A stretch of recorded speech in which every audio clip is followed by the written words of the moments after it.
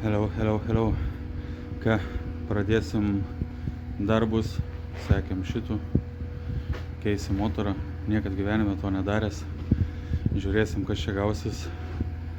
Vakar parsivežė motorą ir bandysim kažką daryti, kažką lipdyti, žiūrėsim.